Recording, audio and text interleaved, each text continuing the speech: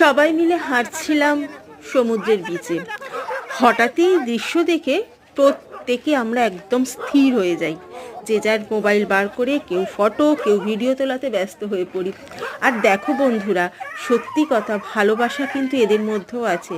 এই যে দেখতে পাচ্ছ এই বাঁদরটি ওই কুকুরটিকে, এই কালো কুকুরটির হাত থেকে বাঁচাবার জন্য আপ্রাণ চেষ্টা করে যাচ্ছে।